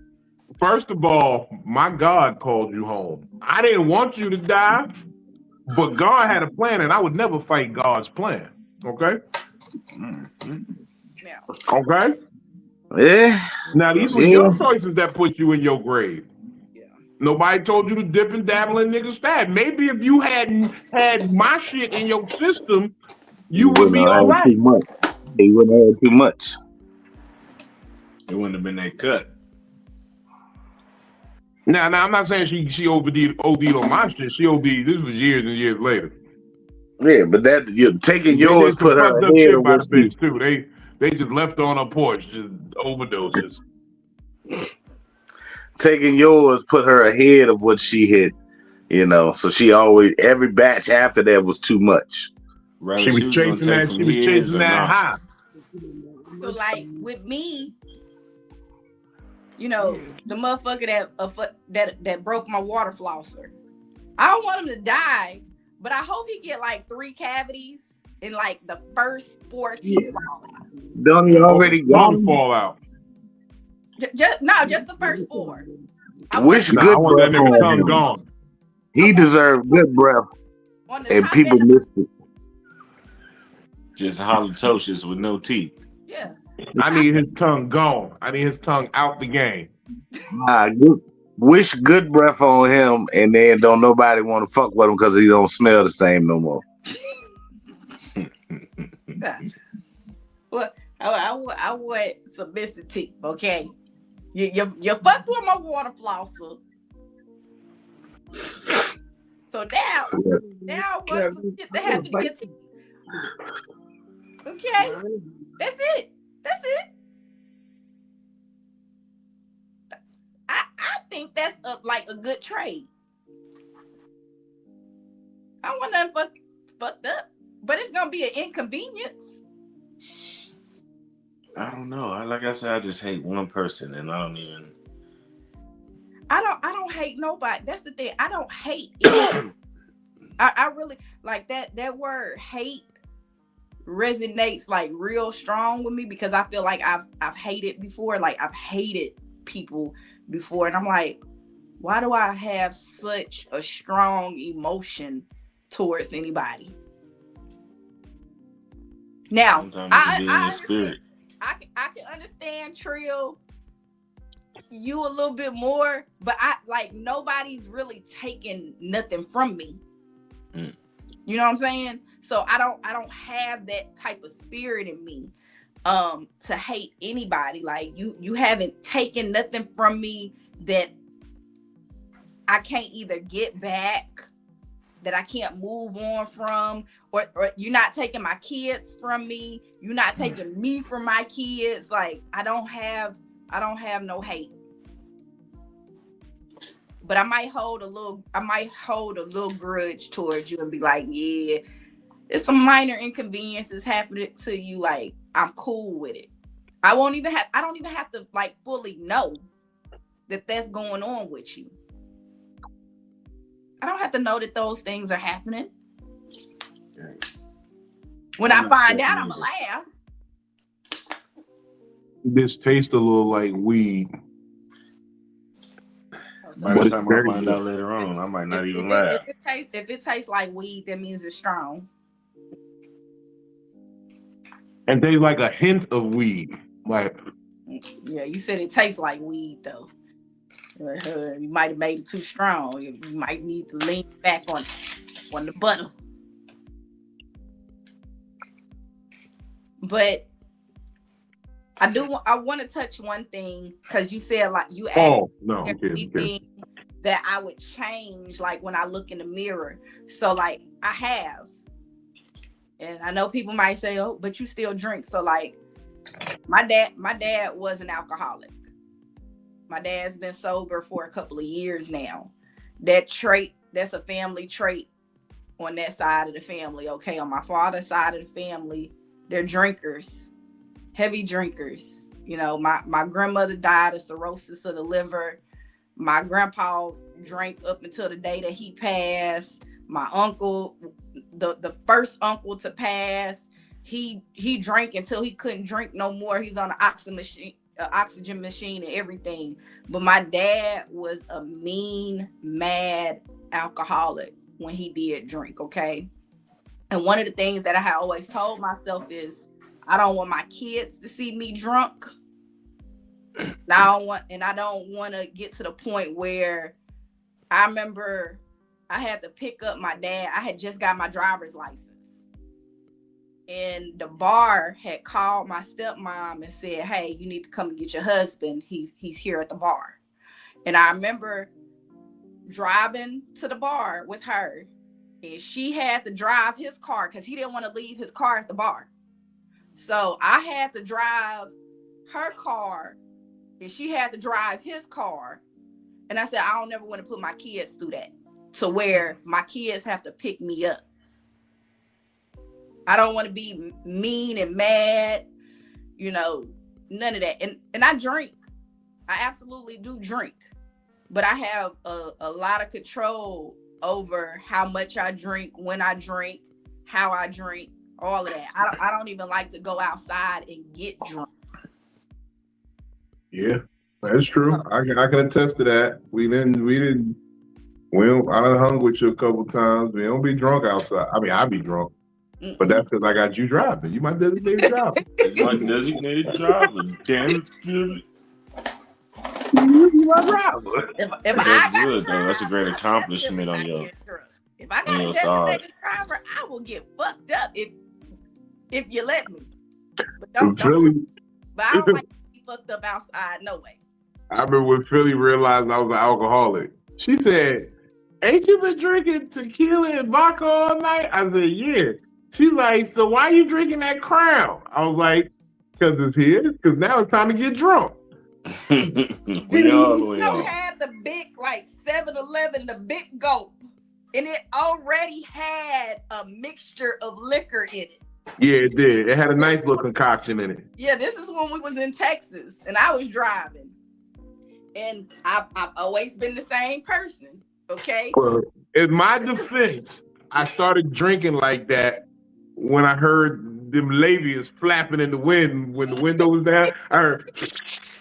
I knew what was trying to be done to me. I said, oh my God, it sounds like a Batman. Is it Batman in the area? And I heard the long ass labias flapping in the wind behind me. I said, what the fuck? You hear that? I thought the seatbelt got caught in the window wind, but it was, you know how that seatbelt make that sound? Was like, yeah. That's what the labias was sounding like in the. It sounded like a bunch of moss was behind me. I said, what the fuck? Now, seeing big lips in the window. I said, put some that Crown in this cup. I don't know. I did. I had to look in the mirror at one point because I was one of those people. Every time I went to the liquor store, I used to buy 2 big bottles of what, and that's when I was on my Ciroc shit. So I had 2 big ass bottles of Ciroc, and that would last through a weekend.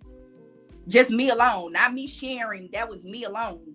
And I remember because at one point I stayed back with my mama. I had moved back home, and I remember hiding liquor bottles under my bed, and I had my son. And I was like, I'm going to end up like my daddy. I'm going to end up drunk and mad like my daddy.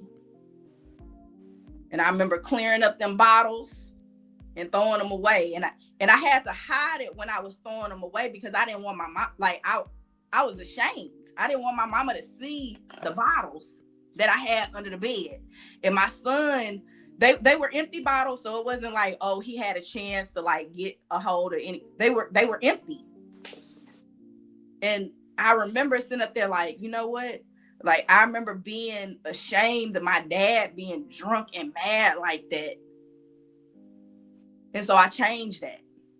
I still drink, but I have way more control. And that's part of the reason people be like, well, you got a wine rack behind you. I don't want my kids to even have access. You got to come in my room to even have access to alcohol. My dad had beer in the refrigerator. I don't keep nothing in the refrigerator that my kids can get a hold of. I don't want them to have a chance to do that. Keep a little refrigerator in the room. Be the starter of that. So you gotta get the little fridge in the room. Mm-hmm. Oh, I'm getting one. I'm getting one because I like my stuff chilled. But I make sure that I have like a controlled environment. I know people see and they be like, "Oh, she's an alcoholic." No, I'm keeping my kids from that shit. Yeah. That's how you gotta do it though. I know I can't speak to it because I don't have kids. I think I'm the only person here without kids. But I understand what proper upbringing is. Mm-hmm. I understand, like even in gangster situations, like when the mad scientist was here a second ago, she was gonna bring my little nephew through.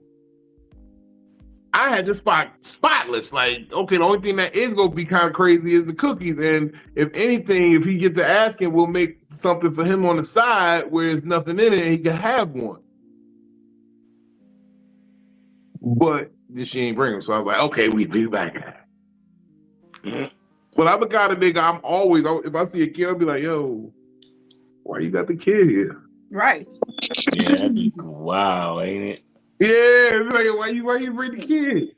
No, like, that's like a burgundy flag. My kids know if it's over here in my bar area, don't touch it. Because I've had edibles over here. That's not for you. It's over here in an area that you don't have automatic access to anyway. Mm-hmm. You're not in my room. So when you are in my room, we in here together. Then I'm gonna fuck you up. Because I told you. Brooklyn kids just asked the other day when we had the package from Vino. She was like, whose are those? Why y'all ain't share? I was like, those are medicine cookies. They got medicine in them. Yep. You don't like medicine. Mm-hmm. Oh no. And the thing is, even so, like when I was married, we used to have like little gatherings and get-togethers or whatever, and the kids would be like, "Oh, what's in your cup? That's grown-up juice. Are you a grown-up?" I'm sorry. I hate it. It feel like you supposed to have a crystal ball in front of you. I know that ain't what you're talking about. But every time I look at this thing, next woman you will be with, she is like the ball just supposed to lift up on the screen and she started doing this shit around it. But I digress. I'm sorry. Because I got an orb in Jeremiah's room. You got an orb? Hey, that ain't even the half of it. She got a stripper light in the other room. I got a moon downstairs. I know a strip club light when I see one. Brooklyn got a pole in here somewhere. Yeah, it's downstairs. It's downstairs. It's holding the sunflowers right now. No. Oh, it's on the side. But in the bed. Whenever we get a house, I'm gonna make sure it's up because I got to work on my pirouettes. But that's another story. You ain't just imagine me trying to swing on that pole, legs just flopping how they want to. Not at all. My upper body is cool. I'm going. Well, this would be straight, but the legs would be hanging over like this. Give me a push. I need a push. Don't need no push. I'm gonna swear. You're not. I'm gonna It's use like the a momentum of my body merry-go-round. to swing Hey, around, so I'll be able to You got to swing keep my hey, lower half Trill. to swing I me just around the thought of some pole. wild shit we could do, right? We Yeah. could do for some content. I'm gonna write Make a Wish, right? And I'm gonna just be like, yo, my homie Trill, you know, he lost his leg. He was a tragic gunshot accident, whatever. And his one last wish is he want to slide down a fire pole. And we gonna get the local fire department to tie your leg in a nice bow and let you slide down. I can probably slide down though. It's the landing, because when I get down, then the motherfucker's gonna crumble. And I ain't got no type of stability. You know what I'm saying? So now I'm just sitting there holding on. I'm trying not to break nothing. That's why they gonna tie your legs together like on that. it Can so you you imagine come that down landing on the. and my whole damn legs are still back there? You hold on to the pole tight. But the knees work though, If zombie. Good on Instagram said she got a roll of nickels. What's She that got a mean? roll of nickels for you. Oh yeah, tell her to send it to my cash app. A roll of nickels is $10. Well, I was gonna say it's $5 or $10. No. Yeah, that's good money. Be Anthony's. No, nickels are $5.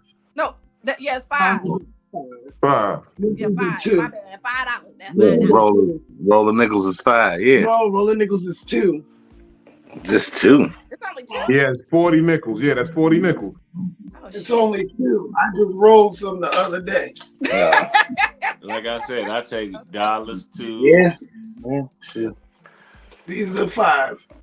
Yeah, $2. The right here. When I worked in retail. Yeah, I can't take it like that. Okay, So the dime is $5. To my chin. It's like weed. Dime the dime is $5. Yeah. That's where they got the measurement of weed from. Nickels and dimes. The $2 bags from the 70s. $2 finger pinch. Miss those days. That's what young ninjas. I ain't that old yet.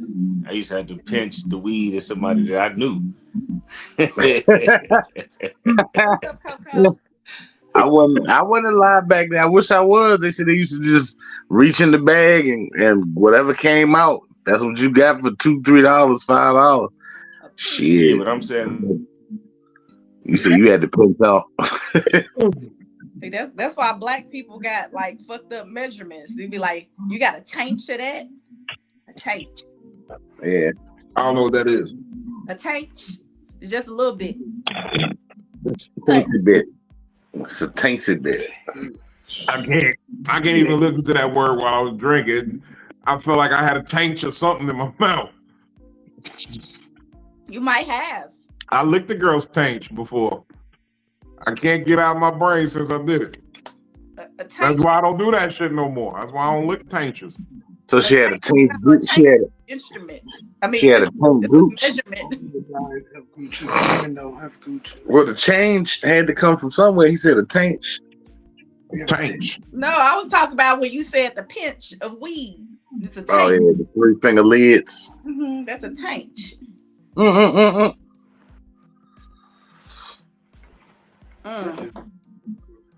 I don't know what happened to Trill, because I was about to say, like, what did Trill have going on this week? And then he disappeared.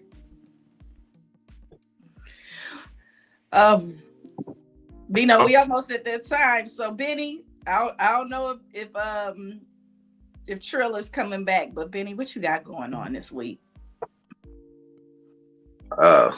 This week. That ain't this Thursday. No, it's times of comfort and joy. Time out. I just seen that. You just won the Weed Olympics with Dad Wrote You Here. Why you say that? Look at how small that thing is. You get fire out of that. I'd be scared to put that to my lips. What is You the man. You the man, baby. You won. Yo, it's funny that you say that. My homeboy texted me the other day. He finally rolled his first blunt, and he sent me 2 pictures of it. And I say, that's when you smoke a lot of weed. When a nigga finally roll a blunt, and he's so happy he has to show you. I said that, and it makes look good. The first time I rolled a blunt, Bino was there. The first time, I was so happy. I said, look at it. It's perfect. I'm a perfectionist. So I was like, I can't roll no fucked up blunt. He been smoking for years. Yeah, they never rolled a blunt. But he did good. I told me he was like a Jedi master with that though. Look real good. But I had been smoking for a long time. I didn't learn how to roll until I was 34, 35. So oh wow, you are. I've always had a nigga. Yeah, you gotta get to a I've roll. always had a nigga. I tell people they gotta get a role model. If you don't know how to roll no blunt, get you a role model. Always So had a nigga. nigga ain't never take the time to teach you how to roll a blunt. For what? If you want to smoke by yourself. I never smoked by. You know what? Anyway, Yeah, that's one thing. If you smoke with me, you gonna learn how to roll a motherfucking blunt. Cause at some point, Brooklyn ain't gotta roll them all the time, but she know how to roll it. I mean, she knew before she met me, but she know how to roll a motherfucking blunt. Social smoker. So when I would smoke, I would smoke with my husband. I'm a social security smoker. This shit. Yeah, she did a lot of bongs and shit. Them shits kicked my ass. I wanted to make my weed. Yeah, I can't bongs. I didn't like doing the bongs because I bought one that looked like I was smoking crack, and I ain't like it. Yeah, it do kind of put you in mind. But first time I ever threw up all weed was off a fucking bong in 2001. Mr. Stinky. Like a small flute. Yeah, that was a crack pipe. We stupid. She's talking about that was a crack pipe. If it looked like I mean, it depends on what she said. If it looked like a small, that could have been a chamber or one hitter. No, they don't look like that. What she's describing, We said a small flute. Yes, the small flute is for crack. It was like this. It was like this big. Like a recorder, or it was a little mini flute. Hold on, you can't see. Hold on. You got it.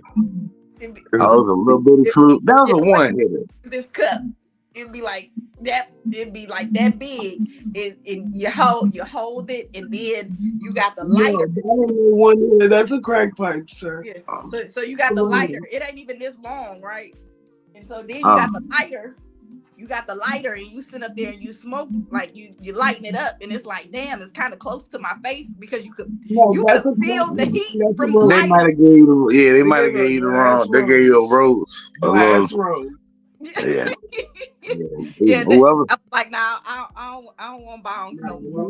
Whoever gave you that need to look in the mirror and take responsibility for your grudge against them. But nah, that ain't it. I gotta learn how to roll after this. This is great. I'm glad you learned. Welcome to the club. But yeah, let me finish up. Yeah. So times of comfort and joy. Y'all can follow me on all social media, Benny Blanco Perry. March 7th, doing another showcase at Shamrock Pub. That's from like 10 to 2. Brooklyn gonna be doing some spoken word. I'll be doing a little more comedy. Other than that, I gotta look and see what else I got going on. I'm a little high right now, and I took some Dayquil, so I'm high off medicine and marijuana. But yeah. Now Dayquil gets you right. It's non-drowsy, so you just be like, hey. So that's what I'm feeling right now. Hey. But yeah, look in the mirror. Follow your grudges all the way through, people. Don't quit. Don't be a quitter. That motherfucker threw sand on you at the playground in 2nd grade. You make sure you put a teaspoon of piss in their drink. You know what I'm saying? Get your get back. See, I can't get canceled for what I said on Monday now. Get your get backs. Oh, because you pissed in the dude's mouth? That was a grudge. You had a grudge against him. Absolutely was a grudge. That was a grudge golden shower. That was a GGS is what you did. But once again, follow me on all social media, Benny Blanco Perry, and y'all be safe out there. And that's it. Pissy pussy.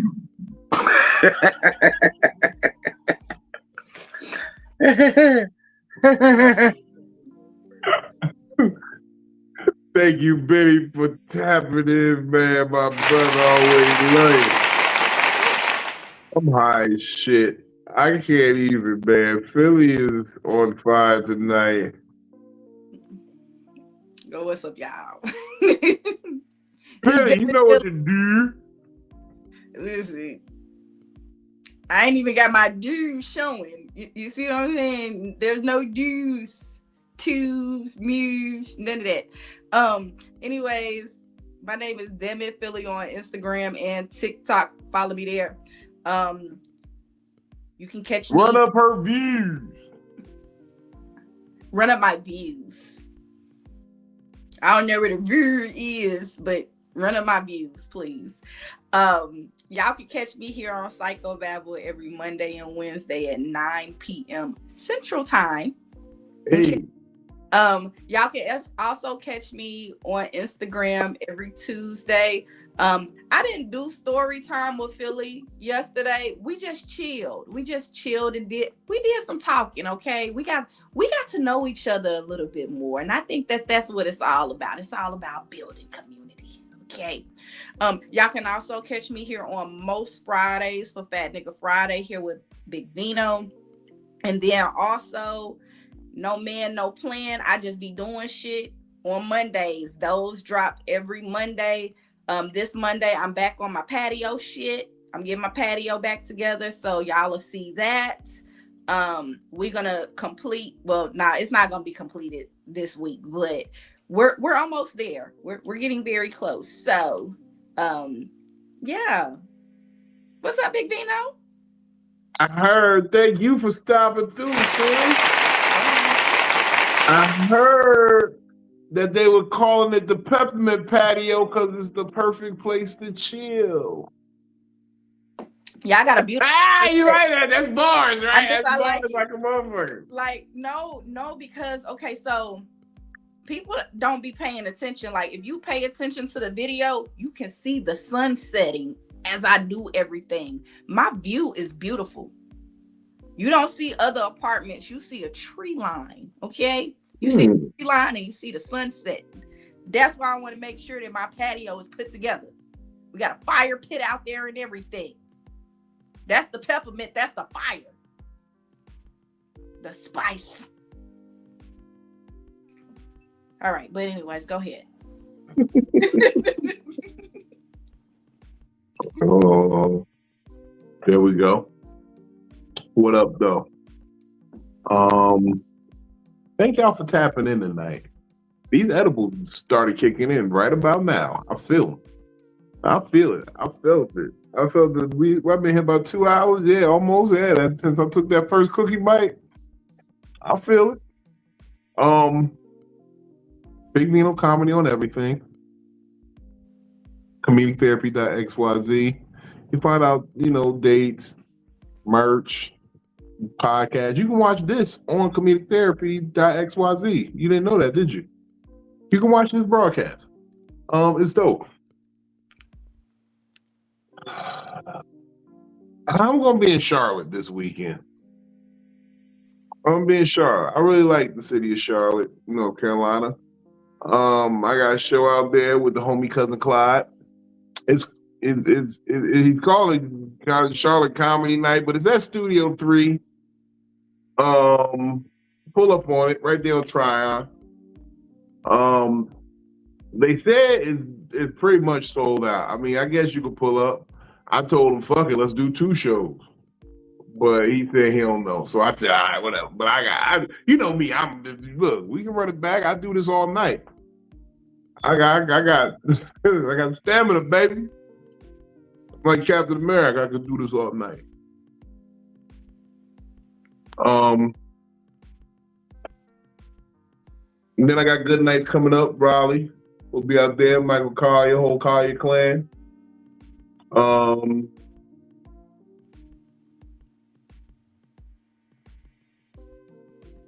drawing a blank on other things, but those 2 are coming up. Those are very recent, so y'all can get tickets to those. It's this week, next week, whatever. Fuck with me, comedictherapy.xyz. That's where all the action's happening. I'm just happy y'all tapped in for this part of the game because, like, these talks be really helpful for all of us, I think. I want to applaud you all for always coming through and, let me know that this shit with me and my partners is working.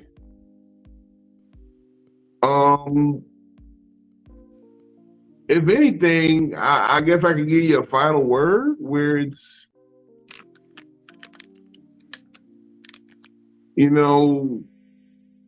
that reflection is a motherfucker. And I'm going to be real with you. You got to be ready for it when you see it, because if you're not ready for it, a glimpse of it will fuck you up forever. I like to say that those reflections and those mirrors that people show us of themselves that reflect things that are in us or missing from within us, at the very least, they're context clues to maybe some of the things that you should be working on. If you feel a little apprehensive when people start talking about lying, maybe you realize you're a liar and you need to fix some shit. If your blood starts boiling when someone starts talking about disloyalty, maybe you need to check your loyalty.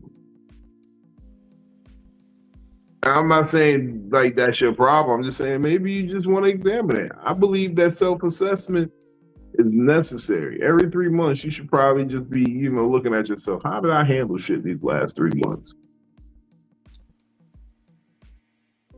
You give yourself a quarterly review. I'm talking about a full audit.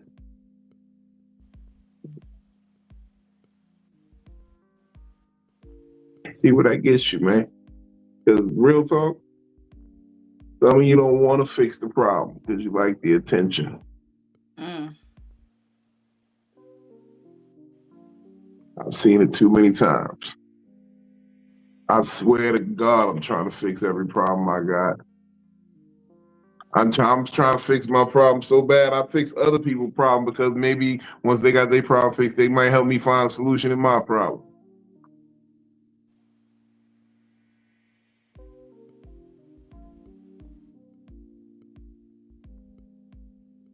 I do got one problem I don't think ever's gonna get solved. I got a problem with niggas who wear socks with hard bottoms. No socks with hard bottoms.